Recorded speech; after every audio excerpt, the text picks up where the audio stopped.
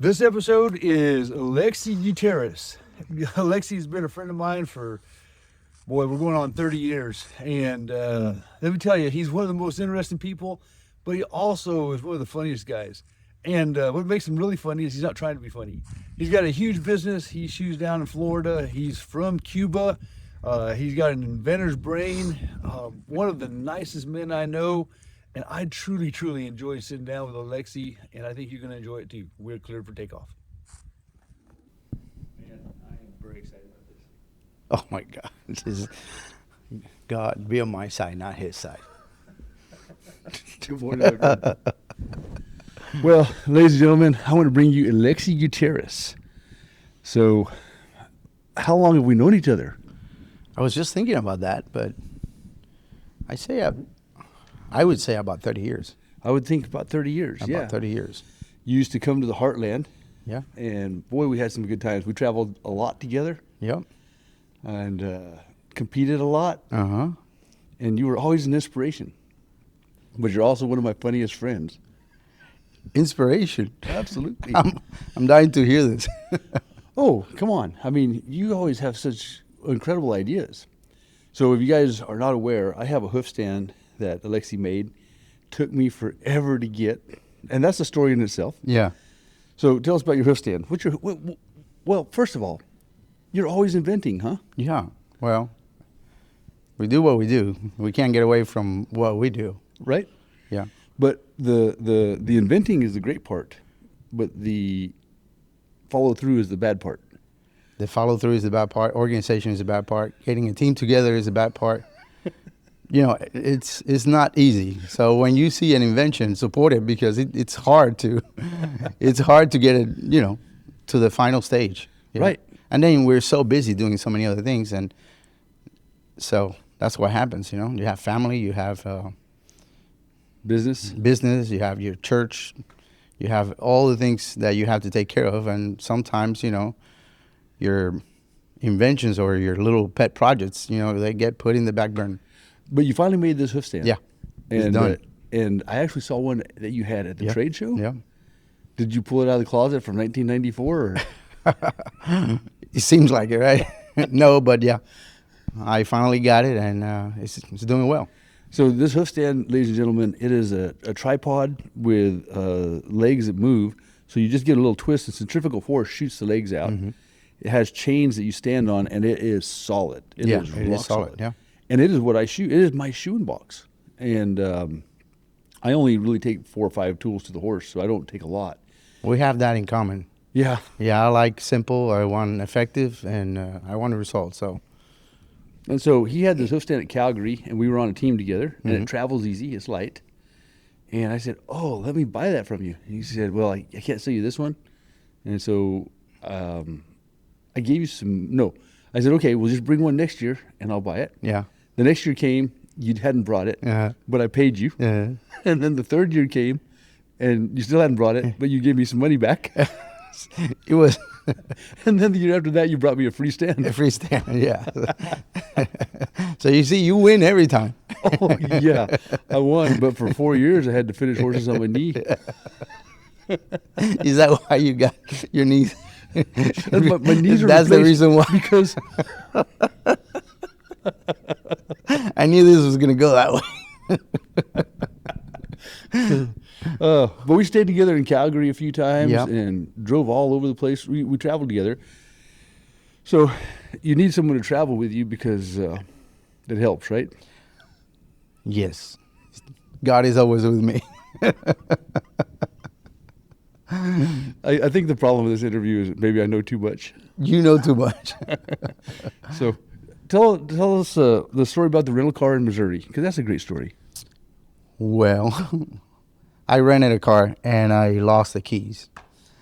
And then I called the company to see if they would open the car for me. After 10 of us been looking for the keys for half a day, Yeah, and you're running out of time, you got to get to the airport, Yep, right? yeah, it was nerve-wracking. Go ahead, say the rest.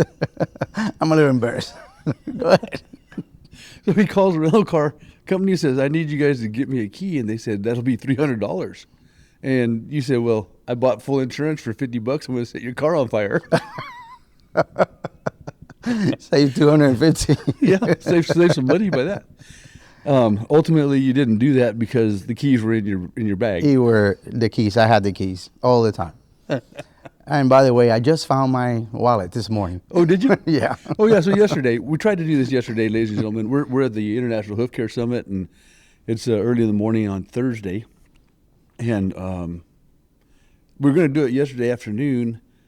And he texted me, "Are you ready?" And I texted you back like 3 or 4 times. Then I see in Trace, you go, "Whoa, why didn't you text me?" And I showed you the text.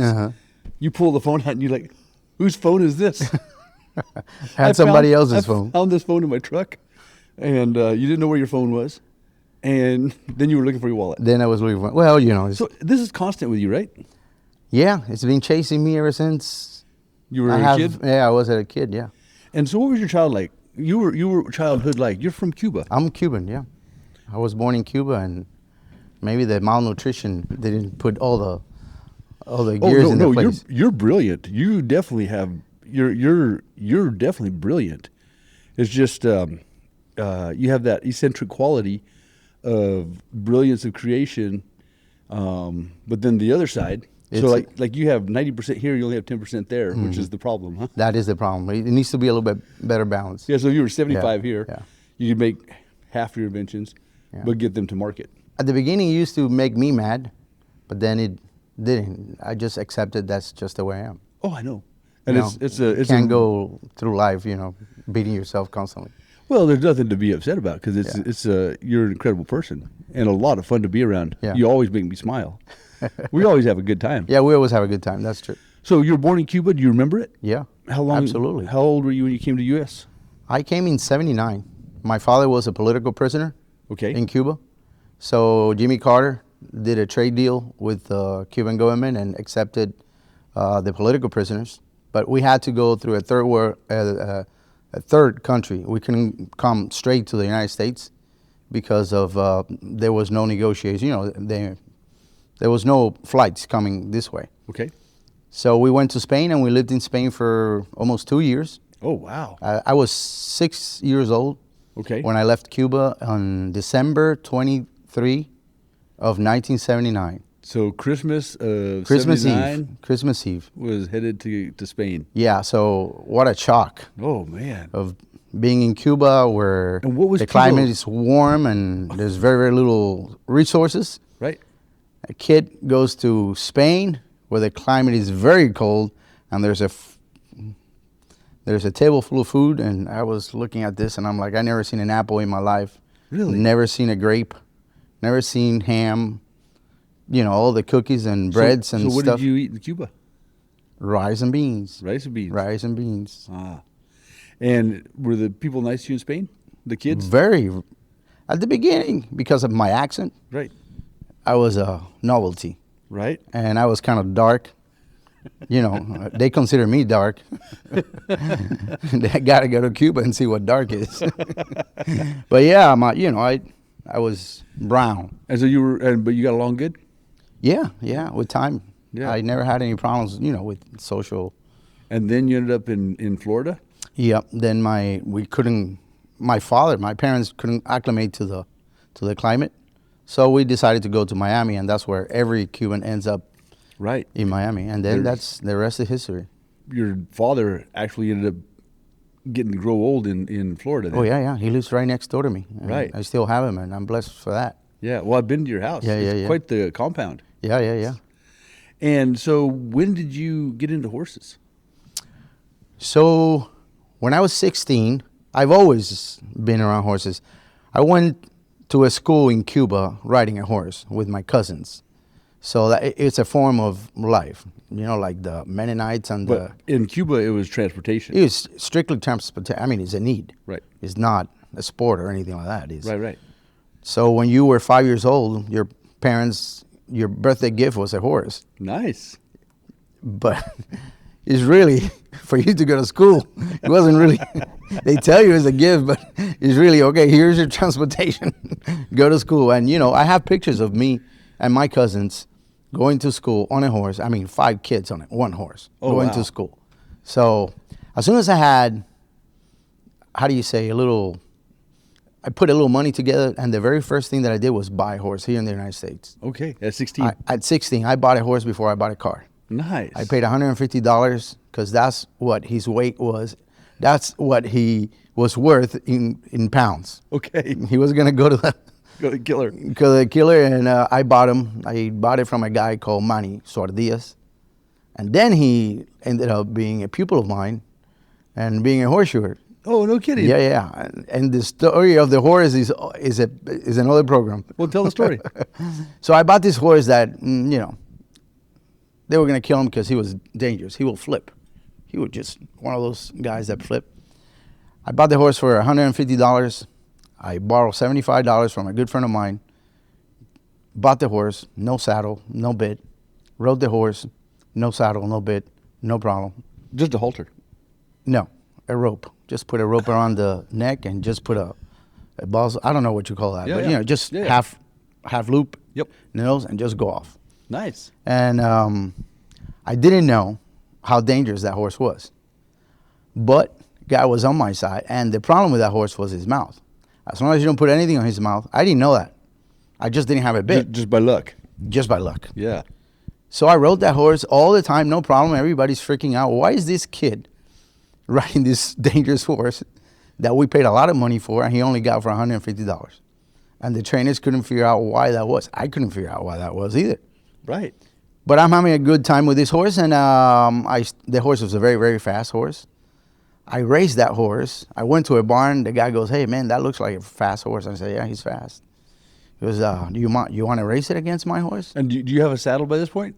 No, I don't have a saddle by this point. So I'm going to make it really short. No. Hey, listen, we got all the time we need. So tell the whole story. Okay, so the guy's name was Ronnie. He used to work for Pan Am. So I'm dating myself. Pan American Airlines. Right.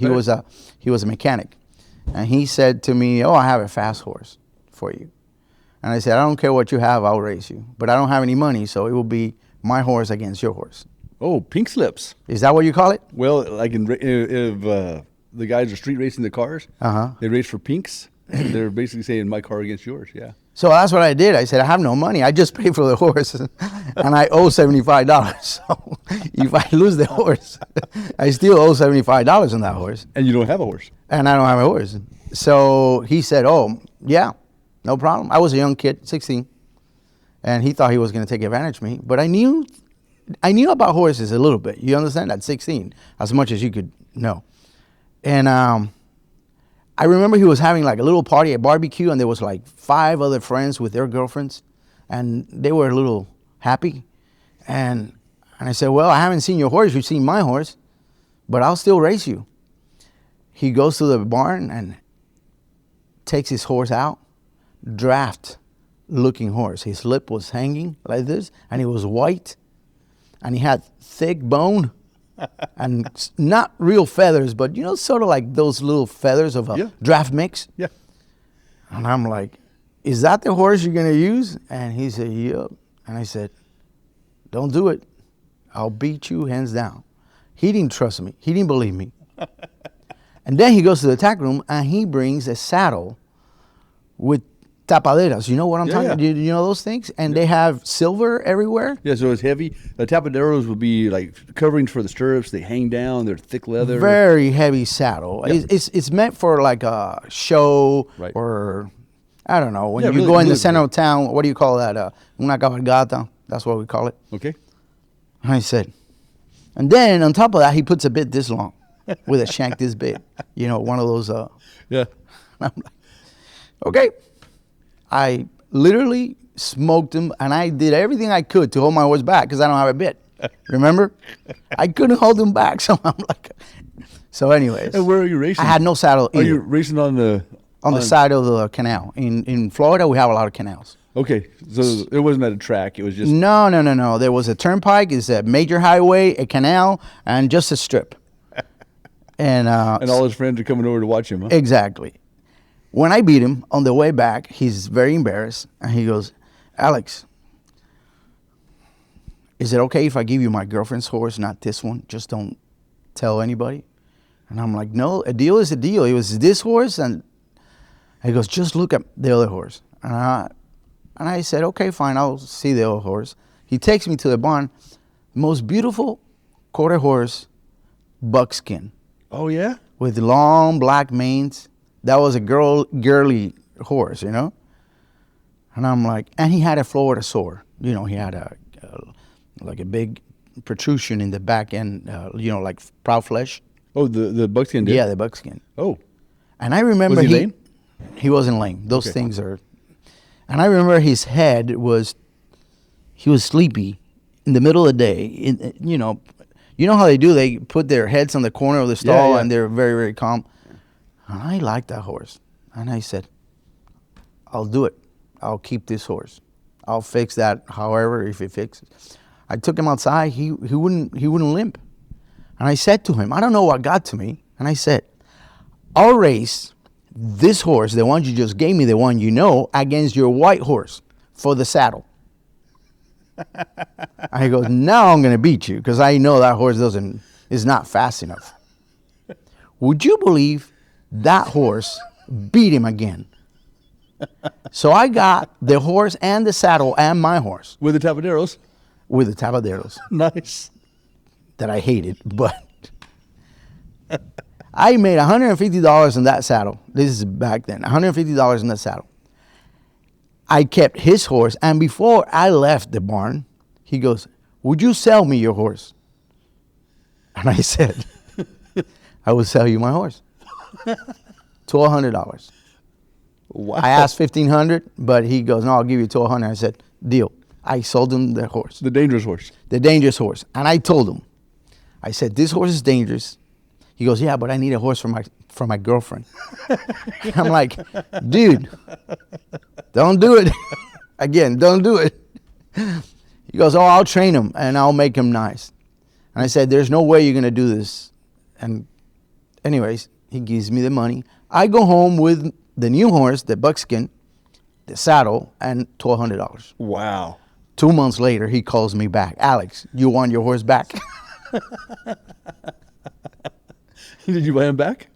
No, he gave it to me. The horse flipped.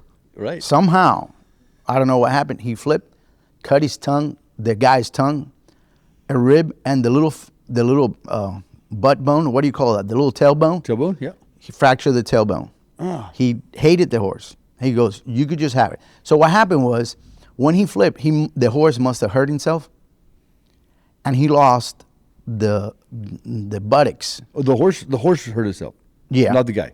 No, the guy hurt himself, but the horse also hurt himself. Okay. And the butt, the Right. So butt the cheek, gluteal muscles. the got- gluteal muscle, he shrank. Okay. On that side. Right. And you could see the You can see the pelvis. and exactly. You can right. see the pelvis. It looked ugly. And he goes, "You want this horse? I don't want him."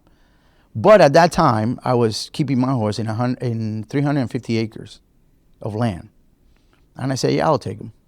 So what I would do is I would chase him every day with my new horse, with the buckskin. with a buckskin on the range. I would just find him and just go chase him and make him just exercise. Right. The horse wouldn't limp. He just had this mechanical looking, it wasn't painful. It's just, Right. in a year, almost a year goes by and the horse regenerates that butt. So maybe it was a pinch, I don't know what it was. He regenerates that butt to where if you stand on this side, you can't see it. If you stand on the other side, of course you can. But if you stand behind him, you could tell there's a difference, Okay. but not a major difference. Then I sell the horse again for $1,200. Man, And that's the last time I heard that from that horse. I tell you what, that's a fantastic story, Alex. Yeah, that's in a nutshell. There's a lot to this story, but yeah, that's how it was. How did you find 350 acres at 16 years old to run horses on? Well, there was a place called Annie's Ranch. Now, Dolphin Mall is there now. But back then, it belonged to a Chinese company, and an American lady, had a lease on it. And I would pay $25 to keep my horse there a month. Oh, my. That's 25. cheap. That's cheap. $25 a month to graze. Now, if I wanted a stall, they would rent a space like what we have here. I don't know what this is, 40 by 50 for $100, and you could have as many horses as you wanted in there. Oh, my. So it was a great deal. So what I did was in the 150, I put 5 stalls I would rent the stalls. I would only pay $100 for the 150. I mean, for the 40 by 50.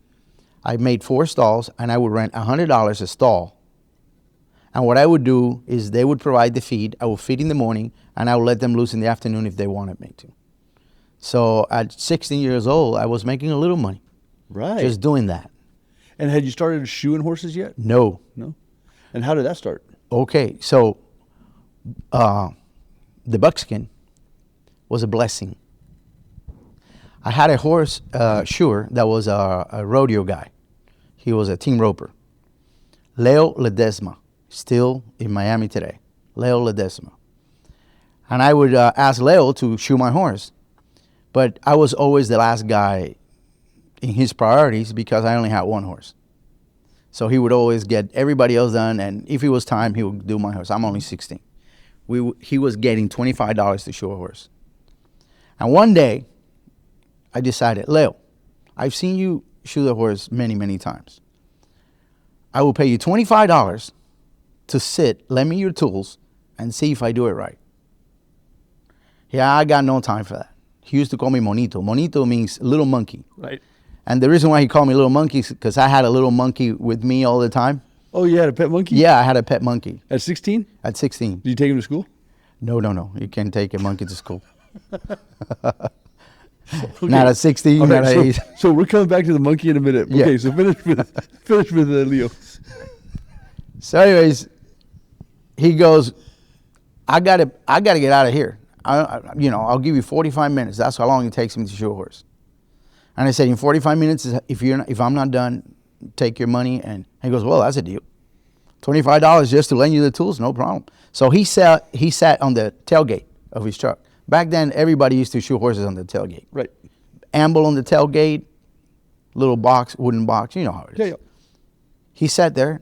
I did my whole entire horse in less than 45 minutes. Your first horse? My first horse with his tools. How is that possible? That's crazy. I have no idea how that happened. Because I have made my living teaching horseshoeing. Uh-huh. And usually, if a student get a foot done in 45 minutes their first I time. got my whole entire horse done in 45 minutes. And did you shape with him shoes watching. or anything? Keck shoeing. Yeah, no. Resets. Okay. Yeah. Well, at least I you don't had that remember going. using the amble. So I know I didn't do much on the amble. I don't remember doing anything on the amble. So it was taking the shoes that he had put on, cutting and putting it back on. I'm not saying it was perfect. Oh, of course All not. I'm saying is I did it. It was done.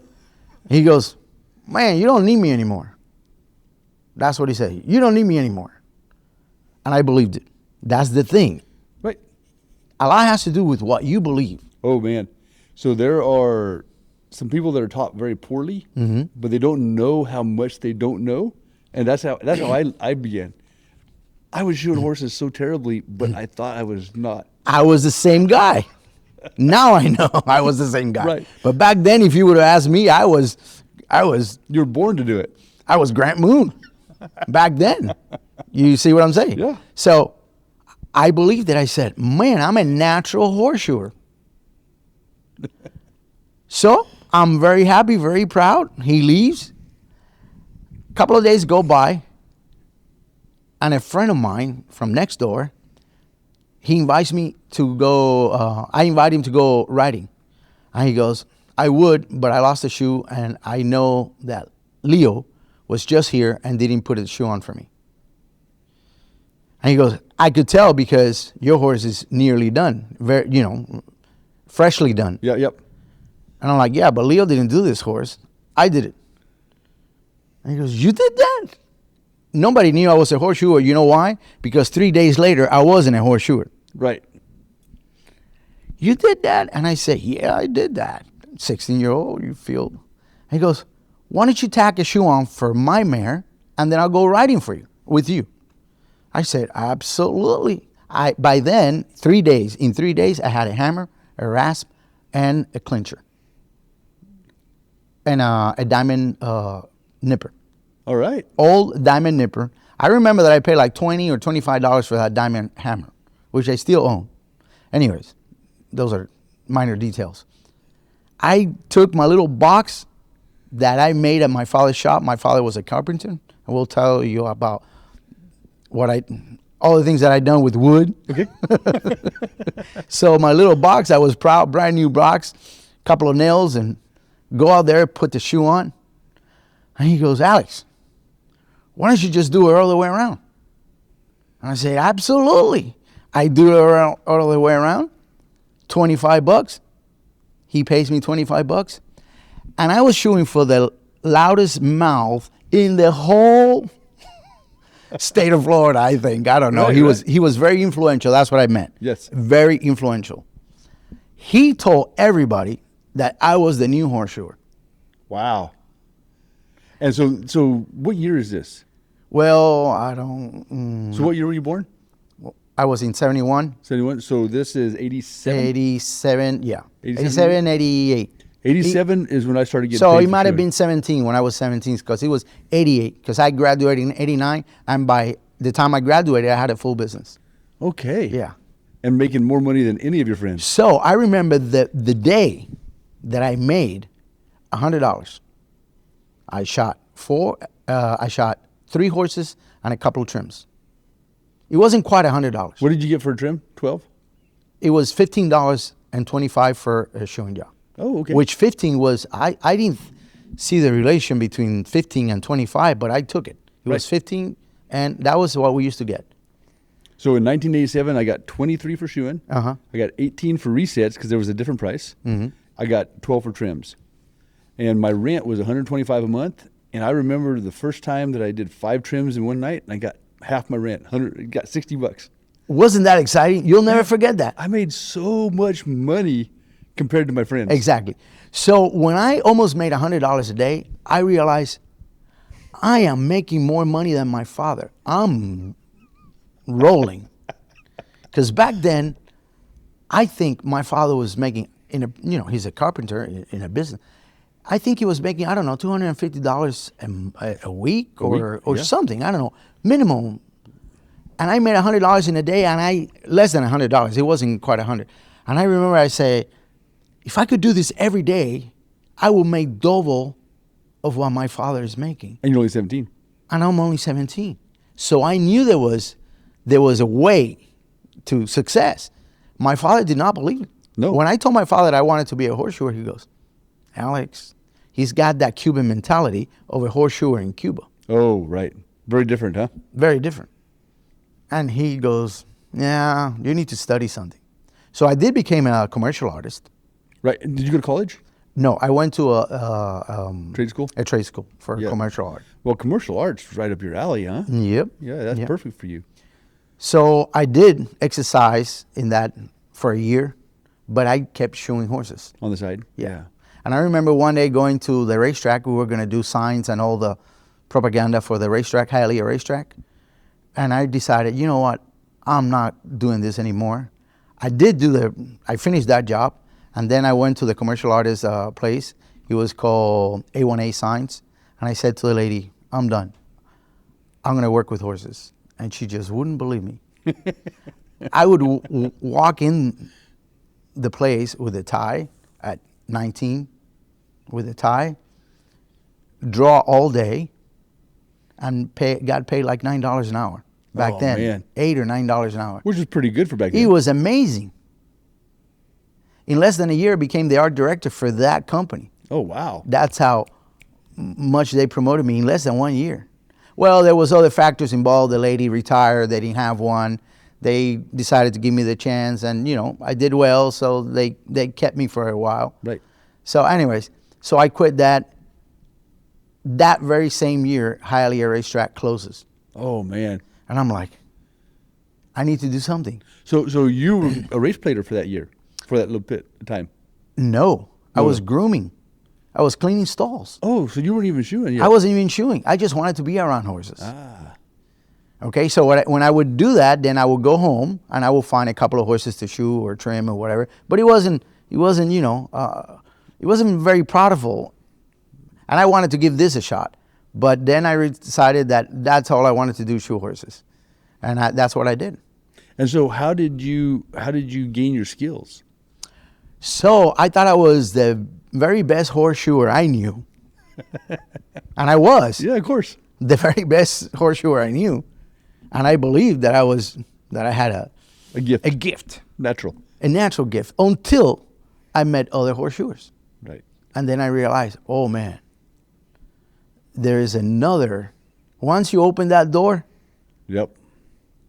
it's like somebody lifted your blinds, you know, and now you're like, now I could see. So when I first met you, it was Bryce Burnett. Yeah. Is that one of the first guys you met? I met him in my very first competition. Okay. So did you go to contests before you knew anything? No, Oh, so you had some help getting into the contest then? minimal. I'll tell you how I got to my first competition. Okay. I just want to take one little backtrack here. Okay. Tell us about your monkey. Why is that so important? Anyways, It may not be important. okay. At the barn, there was a lady that had a little drug issue. You know, she was a drug addict, and she had a monkey. Back then, there was a big storm in Miami. I don't know. I don't remember The name? the name. Anyways, and we lived really close to Metro Zoo, and all the monkeys and many of the animals just went all over the place. Oh, man. So I don't know what happened that she got a hold of one of these little monkeys. It was a squirrel monkey. And I loved that little thing. And one day she asked me for money. He goes, Alex, can I borrow $150? And I said, sure. But I need the monkey. She wouldn't sell me the monkey. And I said, I'll give you the monkey when I get the $150 back. So you were working at the pawn shop kind of. I was working at the pawn shop. I pawned the monkey. So she goes, okay, would you take care of it? Yeah, absolutely. I brought the monkey with me. She never paid me the money because she was always looking for, you know how it is. So anyways, I kept the monkey. It was amazing. Actually, that monkey contributed a lot to my business. And how's that? Because by carrying a monkey, everybody knew who the monkey man was. Right. So I was like plugging myself everywhere. As a matter of fact, at that time, I got the nickname of the monkey man, El Monito. El Monito, because he goes, who shot your horse? El Monito. Everybody knew who El Monito was. Yeah. So nicknames are good. Oh, yeah. Whatever it is they call you, it's not a bad thing. And did the monkey cause any trouble with the horses? Not at all. So horses didn't mind him? Not at all. I would take it to the racetrack, and I would let it go on the trusses, and she would clean the barn because she would go after the what do you call this, the spiders. Oh, yeah. And in the process, she would get all tangled up with All the webs? all the webs, and then when I called the monkey back, I would just take all the webs, but she was cleaning the barns. So people kind of liked it that she was out there cleaning the barns. And so she came when you called? Oh yeah. And did she sleep in a cage at night or? I had it in a little harness, and at night I put her in a cage, like Okay. a bird cage, and she didn't mind that at all. But she was with me all day, so she was very active. Right. So she had a great life. Yeah. And what happened to her? Well, you know, she died of old age. So you kept her till the Oh end? yeah, I kept her to the end. Now I didn't know how old she was, so I kept her for like, I don't know, maybe 3-4 years. I'll be dang. So until she died. Yeah. Oh, have you ever had another monkey? No, No. I don't recommend it either. Why is that? They poop all over the place. So I don't recommend it. It's not a toy. It's not a good toy. But when you're 16 and you like animals, you know, It's all right. it seems to be a good idea. But I mean, there's pros, negative pros and cons. But Right. no, I don't recommend it. It's not a domestic animal. Okay. All right. Okay. So now we're back to cleaning stalls, and you're getting ready for your first contest. How did you end up there? Okay, so let's just say I quit the racetrack thing because they closed the track. So I went back to shoeing, regular shoeing. Then I met this. I heard of this guy in Miami that was having a back operation. Okay, Ben Croner.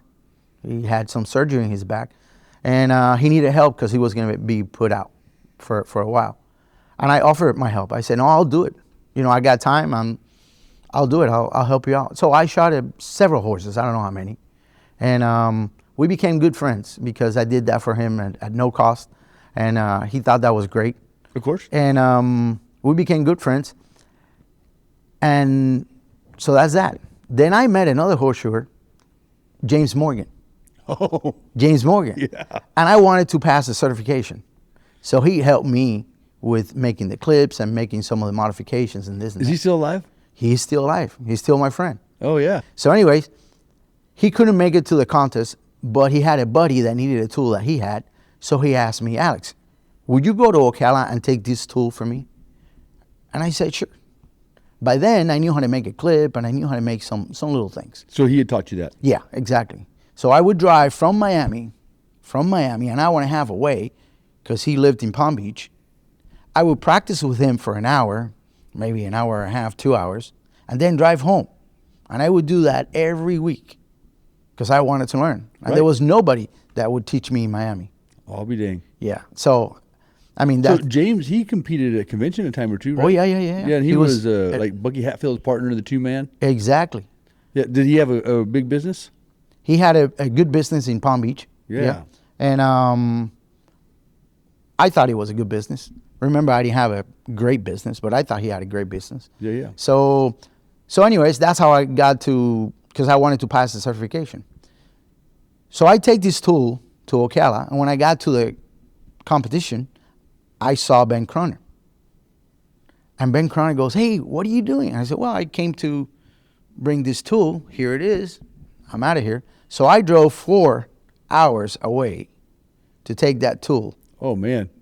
Just to take the tool and come back because I had work. And Ben Croner goes, what are you doing? You going home? And I say, yeah, I'm going home.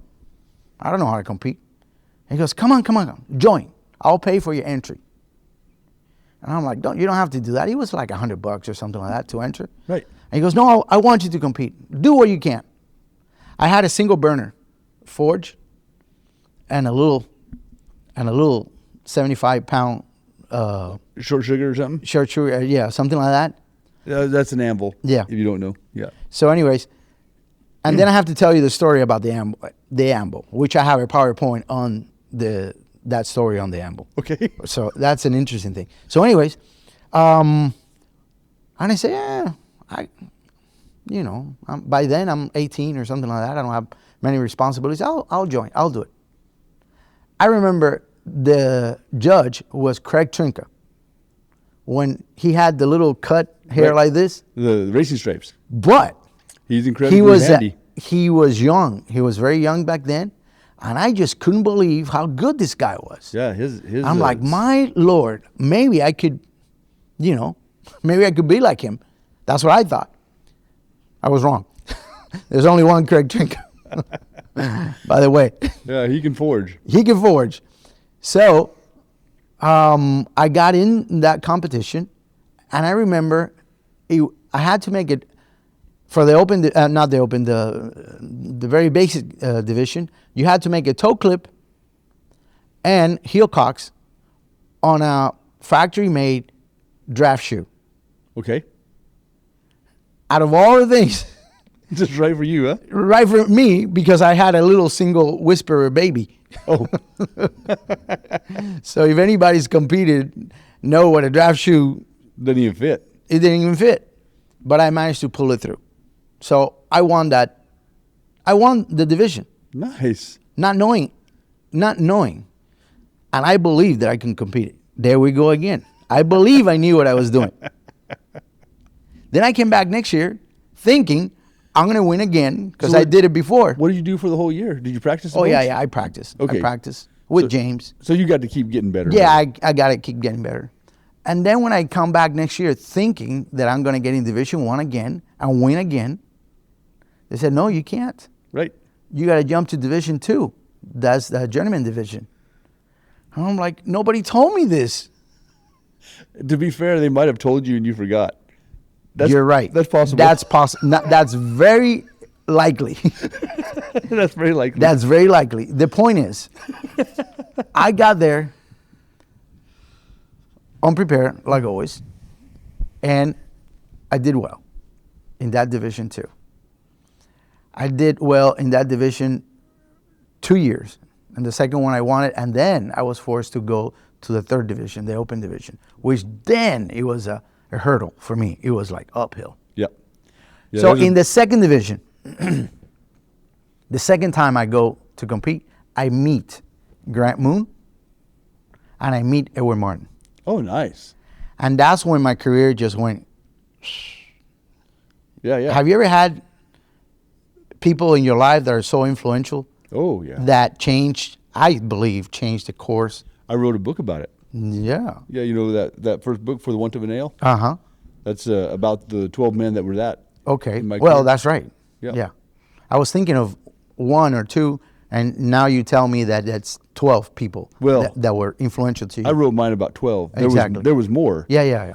But a couple of them had died when I Uh-huh. wrote the book, and I couldn't get them to read the story and say it was okay. So you left them out. Yeah, it just didn't seem. Oh, yeah. It seemed. That was a good. That was. yeah, I just didn't. I wanted to honor their That was the memory. right way to do it. That was Yeah. the right way to do it. Yeah. And but anyways, you're right. There's many people that change the course of our lives, and we need to give credit to. Yeah. And you did it magnificently with that book. What's your business like at this time? Are you? I'm a farrier. I'm still a farrier at Palm Beach. No, at that time. Oh, at that time, Yeah. I'm just shoeing horses. And busy. I am busy. I'm doing 12, 15 horses a day. Wow. Do you have help? Cheap horses. Yep. Cheap horses. Do you have help yet? No. Okay. I didn't. So just I you- didn't think that was an option back then. And what were Every you, horseshoer that I saw was working by themselves. And what were you getting to shoe a horse? Well, this by time? then we upped the price to $30. Okay. Yeah. Yeah. The reason why we upped the price to $30 is because a good friend of mine, Carlito Rodriguez, he died and he used to get $30. So all his business, We're already used to it. we're already used to it. So every time I would get a call from his customers, it was $30. So that was What do you get to shoe a horse now in 2026? in 2026. The base price is $350. Nice. Yeah. But you have to understand, I'm in a unique place. Right. Palm Beach is a unique place. Yes. Okay. Now, it's irrelevant, and I do travel quite a bit. I go to other countries, and I hate to people put together the price of shoeing with the quality of horseshoer. Oh, sure. Okay. Sure. Even though it's related, it could be related, but not necessarily. Well, geography pays. Exactly. So way more important I role. don't want them to feel bad because they're getting maybe 100 or 75. When horseshoers in Cuba get $3 to shoe a horse. Still. Still. Oh, $3. So I'm going to tell you how our conversation is in Cuba. Excuse me, I need a horseshoer. Well, that's me. How much you charge to shoe a horse? He goes, do you have the shoe? No. Well, that's $1 for the shoe. Do you have the nails? No. Well, that's another $1 for the nails. And I'll charge $1 to put it on. Wow. That's the conversation. Because in Cuba, I don't know if you know this, but they make the shoe out of rebar, and they make the nails for that shoe. I saw a video on Facebook or something of a Cuban horseshoer making nails. Absolutely, I've done a bunch of that. Yeah. I've done 4 clinics in Cuba. No kidding. 4 clinics. So when is the last time you went to Cuba? Before coronavirus. So it's been a while. What is it? 4 or 5 years ago? Yes, going on 6 now. Yeah. So I used to smoke cigars. Uh huh. I even forgot about that. You brought it up. So I used to smoke cigars, and you said, "Well, I'll bring you a Cuban." You remember A that? Cuban. What did that take? Well, Didn't you get accosted at the border and put in a room and this is the thing. It's illegal to bring cigars from Cuba. right? But I did a clinic in Cancun, Mexico. Cigars are legal in Cancun, Mexico. Cuban cigars. From Cubans. At the airport, I thought of my good friend, Chris Gregory, that he liked cigars. And I saw Cohiba. Cohiba, it's a very famous Cuban cigar make. I said, I'll take him a Cohiba. And I could only afford, I think, 1 or 2. I think it was 2. I think so. I Yeah. think it was 2. So I bought the Cohiba in Mexico, and when I got to customs in the United States, I'm Cuban, I'm coming from Mexico, and they go, are you sure you weren't in Cuba? And I'm like, I'm 100% sure. I was not thinking of the cigar. Are you sure you didn't go? And I'm like, dude, I just told you, I'm sure. Okay, back then, you couldn't go to Cuba straight. So a lot of Cubans would go to Mexico, go to Cuba, and come back. Right. And he thought that I went to Cuba and brought these cigars here. Now, it was only 2. It wasn't a box. Right. And then he tells me, what about these cigars? And I'm like, they sell them in Mexico. He goes, I think you went to Cuba. They put me in a room. They interrogated me. I thought I was going to go to jail because I brought 2 cigars to my good friend, Chris Gregory. I would never do that again. So, those are the things that happen. Oh, yeah. So Yeah. I'm glad you enjoy that cigar, because I didn't enjoy it at all. Yeah, getting interrogated in customs is not easy. No. No. All right, we're gonna pause here and have a. I gotta go pee. Yeah. So you're wearing. Grab the.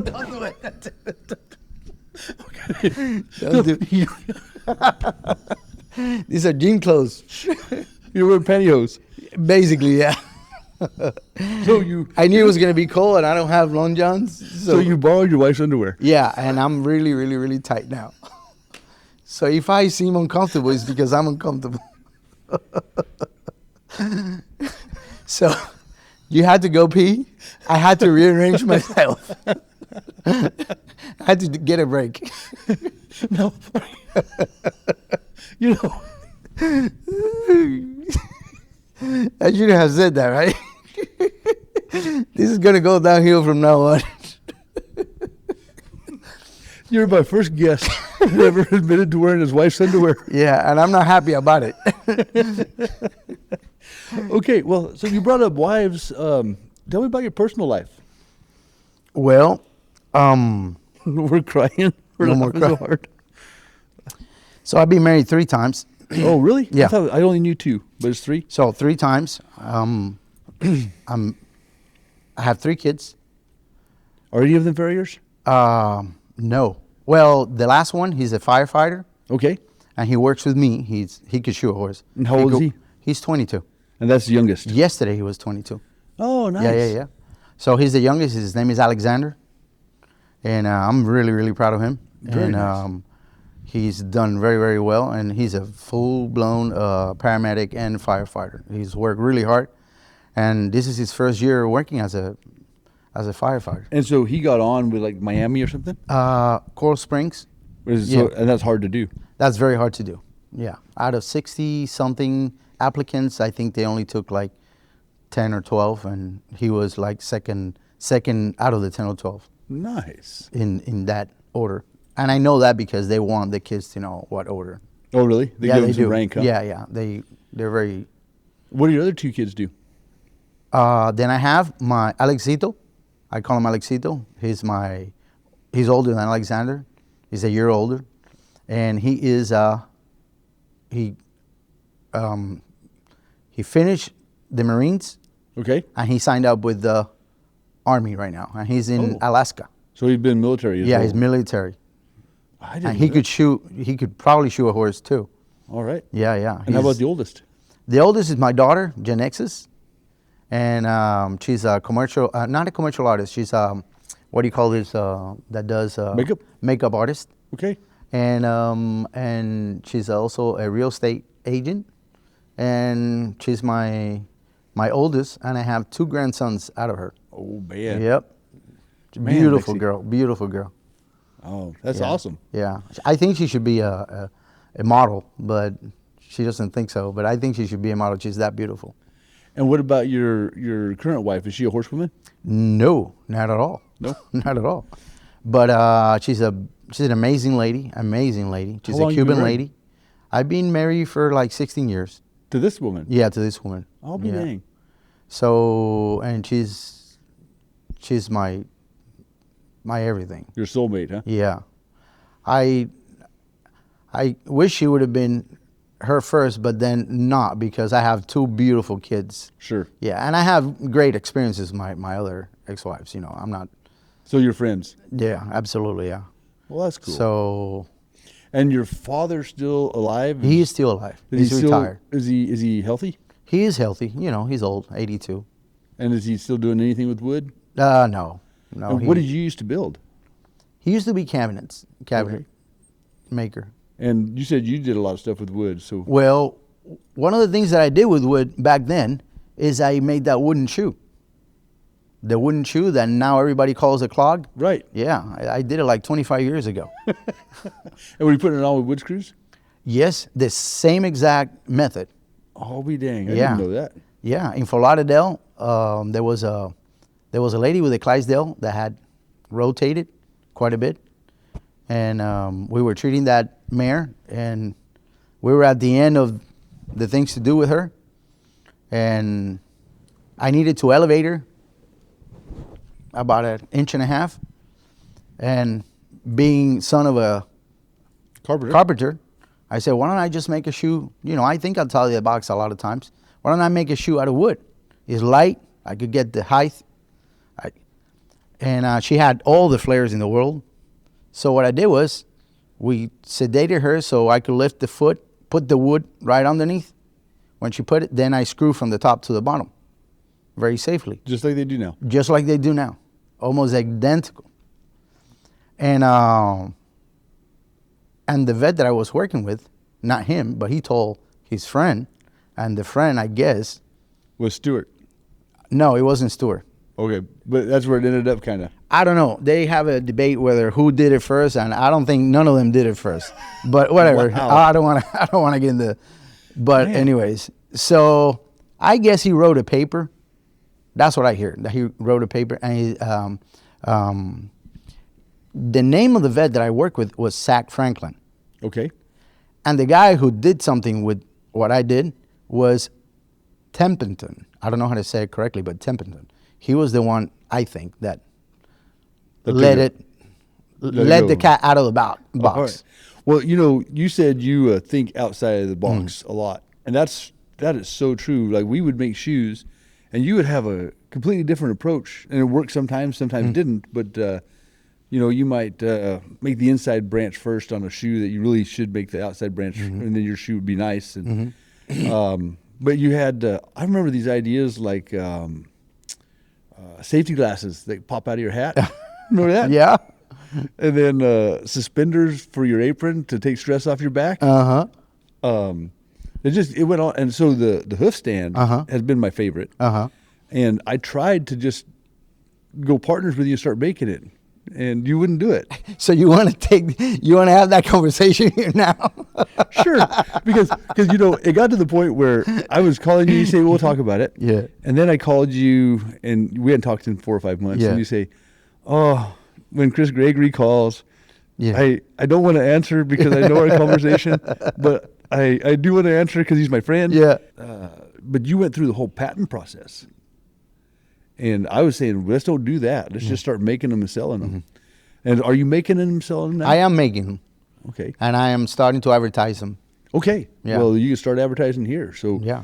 If you're watching this and you need a very handy, easy to use stand, I probably got that from you in what, 99? Yeah, something like that. It's been a long time ago. Yeah, I've done 26 years of horses with that thing. And I got a second one from you, but I didn't end up using it because I fixed my first one. Okay. Yeah. They last a long time. Yeah. They're very strong. They're very strong. Which is not really good for Not for selling. Right? Yeah, exactly. You need something that'll break. Yeah, it's like selling ambles. Yeah, or textbooks. Exactly. Yeah. I think it was Gillette. Either Gillette or the guy that invented the bottle cap, saying the if you're going to be an inventor, you need to invent a disposable product. A disposable product. Yeah. Yeah. Well, anyways, you're lucky if you invent something. That's the way I see it. Yeah, yeah. If you invent something, if you have the capability of inventing something, That just helps. put it out there. Yep. Because you might not get another one. You Yes. know, you might not get another one. So would you go through the patent process again? I will. All right, folks. You heard Alexi and I talking about his hoof stand, and this is how I take it to the horse. So you can see I got nippers, pull-offs, hammer, and rack, and I can shoe a whole horse with that. That's pretty much all I take. Okay, I get done, and you give it a quick spin, and the legs shoot out, and it is solid. So this hoof stand is as solid as any you're gonna find. I put my feet on the chains.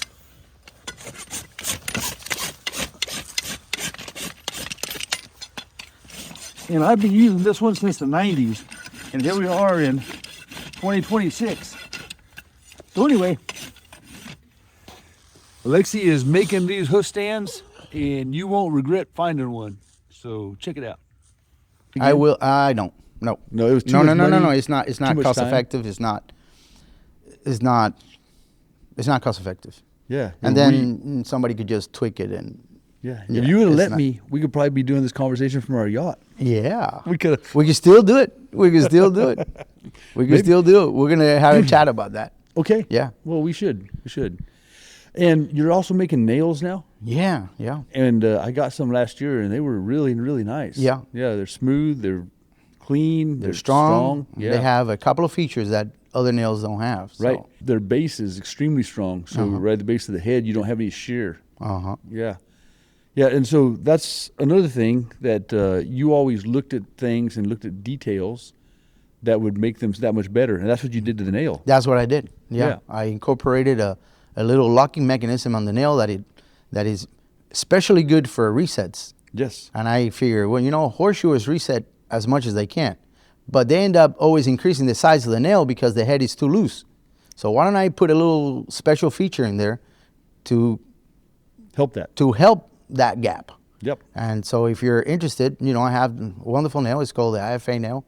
Yep. IFA nail. That's what I call it, IFA nail. Okay. So why don't you tell us about IFA? Because you're here with the booth. Yeah. And it's the International Farrier Academy, Yeah. right? And you do clinics all over South America, Latin America. Mm-hmm. So I do that. I'll tell you, when I'm going to tell you the origins of IFA. Okay. In my soul. And then I'm going to tell you how I got to IFA. When I wanted to learn about horseshoeing, really wanted to learn about horseshoeing, I asked other horseshoers to teach me. And in my neck of the woods, they wouldn't take the time. And some of the responses that I got was, I don't have the time to teach, I'm too busy, whatever. And I just thought I was willing to trade my efforts for knowledge. I would work for free, you teach me a little bit. And nobody wanted to do that. And it was a little hurtful. Because I really believe that anybody that wants to learn should learn. Anyways, so I did go and I learned. And I swore to myself that I would never refuse anybody that would ask me a question. I would never refuse to answer. Okay. In other words, anybody that wants to learn and they come and approach me, if I can, I will help them. If you don't know the answer, you just make one up? I will call Chris Gary and he will tell you. Anyways, so that was the how do you say, the beginning. The catalyst? The catalyst. Then I went through my certification exams. I passed my certified level with the IFA, with the AFA, and then my journeyman with the AFA, and then I wanted to help other horseshoers, and I did that. Like they did to me, I wanted to. Yeah, you had loads of clinics. And Exactly. And you've done lots of clinics. Yeah, a lot of clinics.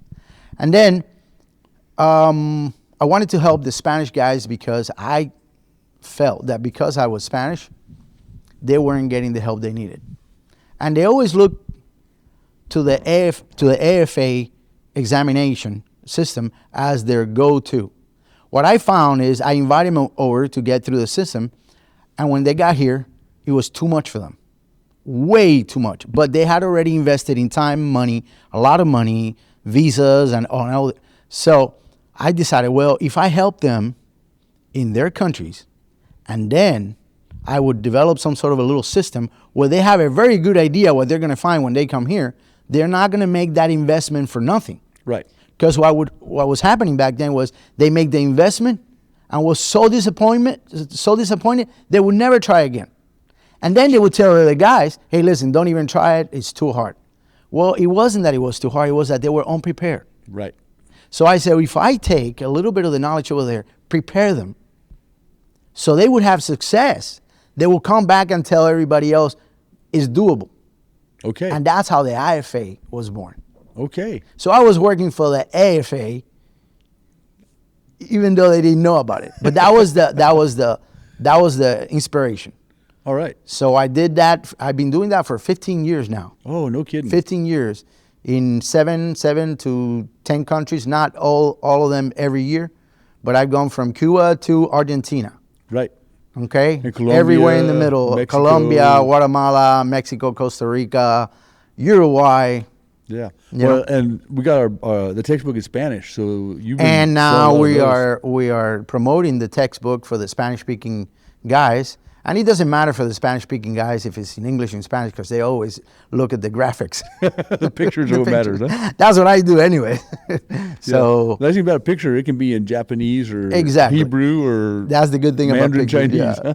So yeah, and we're doing well because we put a lot of books out there for the Spanish guys. Yeah.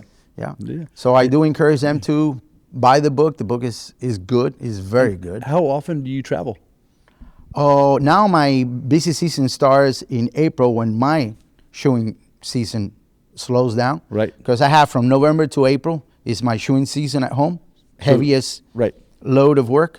And then in April, everybody goes home at home, and then that's when I travel. So I go to Puerto Rico on the last week of April. Nice. And then in August, I go to Colombia. July, we go to Mexico, Guadalajara, Mexico. And usually before November, we go to Argentina and maybe Uruguay because that's when their climate has changed and it's a little bit warmer over there.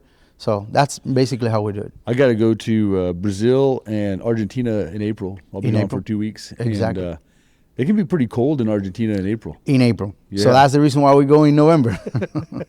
In November is beautiful. Oh, yeah. Yeah. Yeah.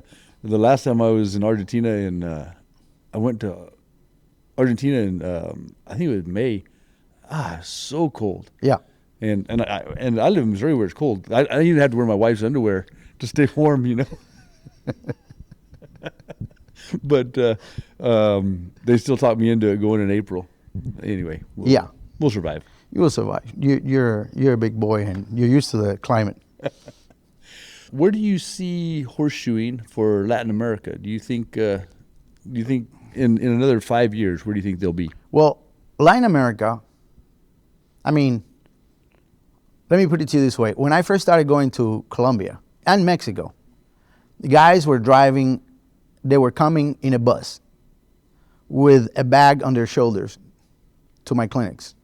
Now they're driving cars. Their own cars. And some of them have stone wheel bodies on them. Right. That have shipped from the United States to Colombia. That's how much they have Elevated the industry in some of these countries. So they already broke the inertia. They're already going forward, and they're going downhill, and they're going downhill meaning in a speedy way. Fast, right. They're going fast.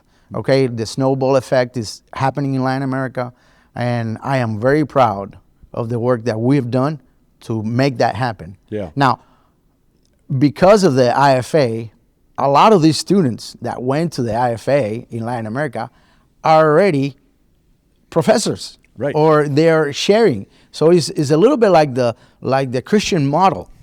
You know, I'm not comparing myself. Don't. Right, even though I'm son of a carpenter. But what did Christ do? He taught 12, and those 12 taught others, and others. Is that pyramid effect? Well, the pyramid effect is very healthy in Latin America. Well, you know, when I first did the Spanish book, there was nothing. There was no Spanish textbook. And I thought, well, we're going to have to print this every month because it's going to sell thousands.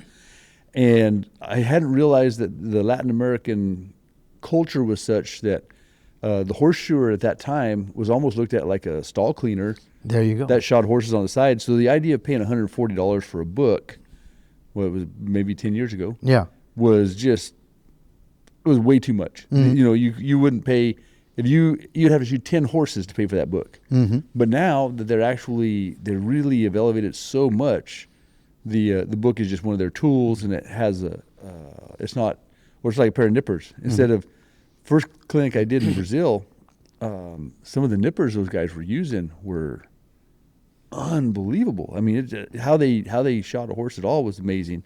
And now you go down there, and they have GE, and they have, you know, really nice hammers. Now, you remember those nippers were not just cutting feet; they were cutting fencing, and they were, you know, doing barn. probably pulling shoes with them and everything. Yeah. So I saw one guy that had ground his nippers that were old, and those were his tongs. Yeah. So he just ground the ends of them so they'd fit a shoe, and so his old nippers had become his tongs.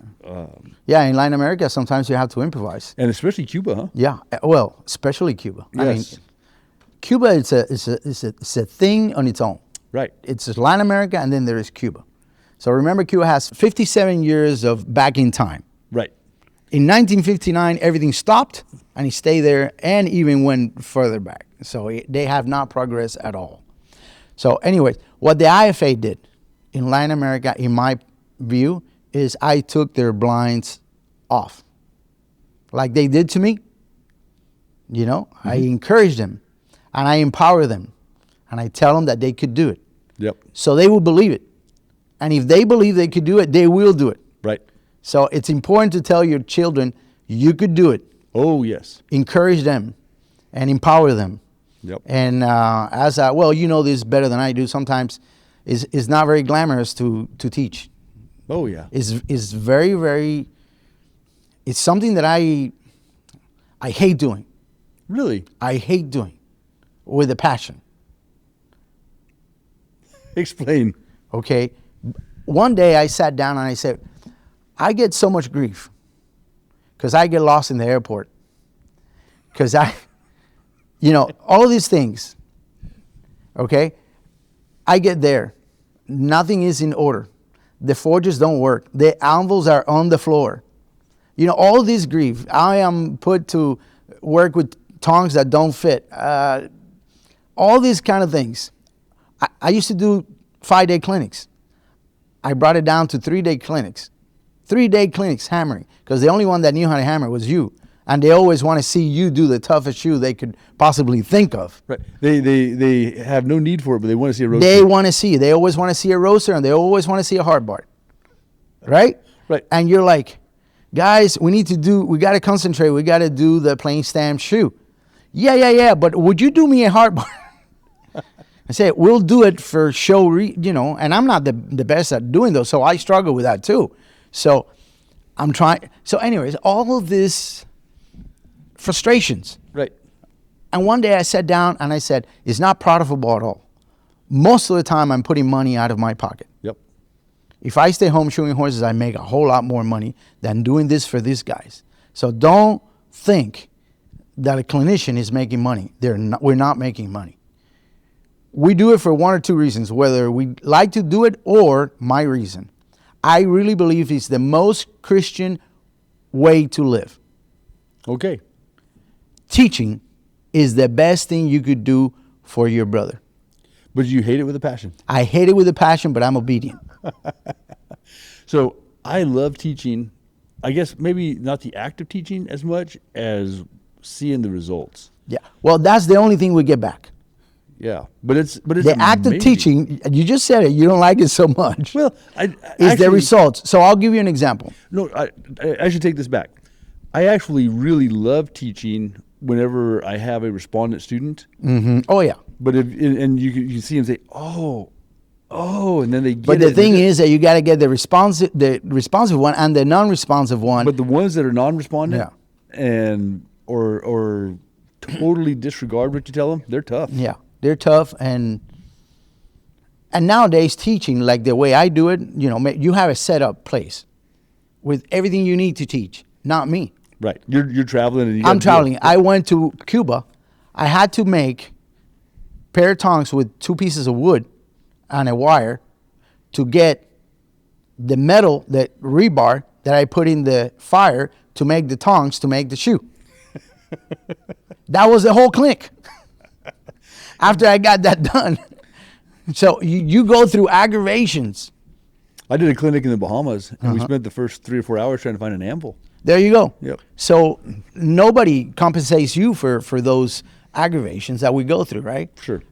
So anyways, yeah, you do get a lot of, it makes your heart warm. You saw Curtis Burns? Curtis? Tell me.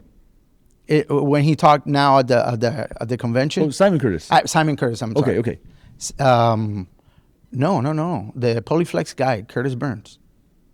I didn't see him. Okay. So, anyways, he talked about him going, because I took him to Colombia, and one year he saw a guy that came in a little motorcycle, and next year came with a car, and he was a horseshoer that was coming to my clinics. He only met this guy halfway.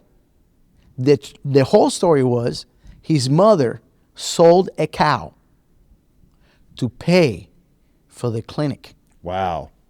His mother sold the cow. This kid used to work in a mine, taking coal out of the mines. He was a miner, okay? And he was only 16. His mother sold the cow, single woman. Not a whole lot of money because the son is the only bread maker in the house. Man. She had 2 cows. She sold one to pay for the clinic.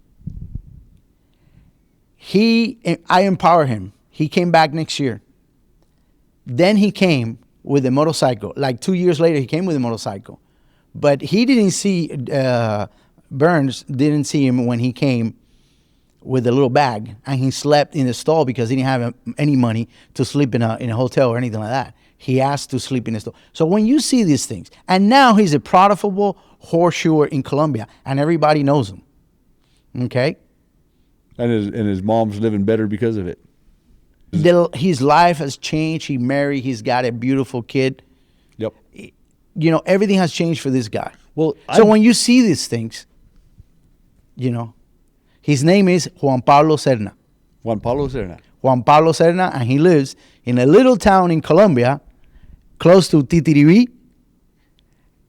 Angiopolis is the town he lives in. Angiopolis in Colombia. Okay? So he is, in a nutshell, why we do what we do, because we truly believe we're changing lives, and we're not just bettering a horseshoer. We are bettering his whole entire family. Yep. And you're making the lives of a lot of horses that you'll never even see better. And that is why I do what I do. Yeah.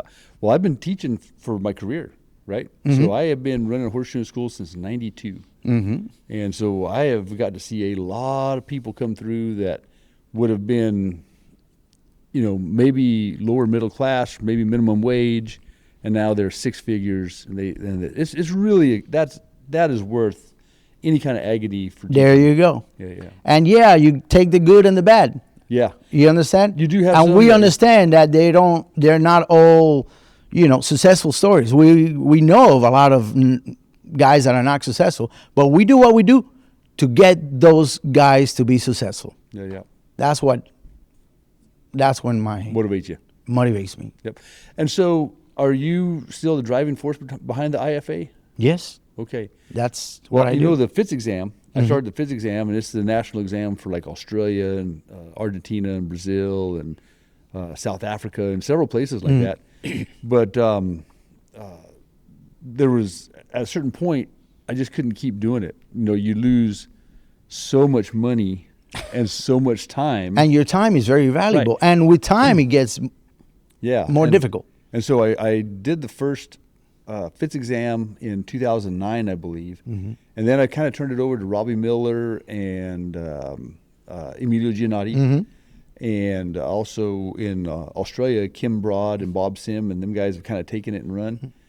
But I finally had to lay it down. You know, I had to run a school. Mm-hmm. I had to be with my kids and my grandkids, and I had to do other things. But I'm proud of you to keep going with this, man. Yeah, it's not easy. It's amazing. It's amazing. Do you have anything you want to tell people about you that we haven't talked about? Let God be your guidelines. All right. So that'd be like your inspirational saying. Yeah. Just try to follow the... So do you read your Bible regular? Absolutely, yeah. Yeah, just try to follow the great teacher. Okay. Lexi, you have been one of my favorite people for a long time, and it always makes me smile. I don't know how many times you've been in Missouri. I've been to your house before. But, man, every time I come here and I see you, it just makes me smile. So thank you, my friend. It's always a pleasure, Chris. I do admire you, and you are an inspiration. Well, you were my inspiration. You started first. Well, I don't know about that. Yeah, you started first. I mean, I started the IFA, 15 years ago? How long have you had your school? Heartland is 31 years right now. You see what I'm saying? Yeah. So I've been shooting for 37 years. I mean, 37 years. And you were I've been teaching before I was even... I've been shooting for 39 and teaching for 34. 34. Yeah. Okay, so yeah. You were teaching when I was learning. You should have come to Heartland. I would have learned faster, huh? Well, you never know. Yeah, your trajectory is what it should have been. That's exactly the way I see it. Yeah. But anyways, it's a great privilege to be here. Well, thank you. Not only a friend, but somebody that I admire so much. And you know what was incredible? You were only 12 minutes late. But I made it. I made it without anybody holding my hand. That's another podcast. Let's tell that story real quick. No, come on. It's abusive. Alexi's at the airport. Were you coming to see me? No, I was going to Calgary. Oh, going to Calgary. Going to Calgary. And the you got distracted. Well, what happened was I go to Miami International. I live an hour and a half away. I go to Miami International, and when I got there, I realized I don't have my passport. I have my ticket, but I don't have my passport. So my flight leaves without me because my passport didn't get on time. I had to call my helper to bring my passport. My flight leaves. I go in line again with my passport, and then I go to my door. The gate. Yeah. The gate.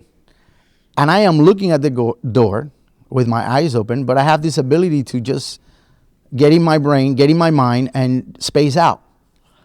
And I see everybody going in, and when they shut the door and I see the plane leaves, I realize that's my plane. So that's the second time that I missed my plane.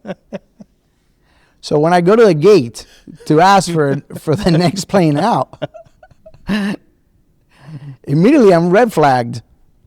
So they put me in another room and they asked me, why have you missed your plane twice? What's going on here? So they check, quit laughing. Those are the things that happen to me. Right. So anyways, they check my bag. They want to make sure I don't have any explosive and anything like that. They really want to know why I missed my plane twice. And I told them that, legitimate mistake. It happens to everybody. And so they assign a stewardess. They assign a stewardess to take me by the hand and put me in the third flight out. Literally. The lady goes, you sit here, son. You sit here. Don't move. I am in charge of taking you in that plane. So you're like an unaccompanied minor at this point. So I travel first class because there was no other way to get to Calgary. And that was my very first time that I went to Calgary to compete. You see what I'm saying? So yep. I really wanted to make that. So it cost me an arm and a leg to get in that and I think we competed that year. Yeah. Well, we've been on the same team together multiple times. Yeah. In multiple contests. Mm-hmm. Yeah. Oh, and you always make me laugh, my friend. I really hope that you guys have enjoyed this conversation. It's been amazing for me. It's a conversation between two good friends. That's all it is. Thank you.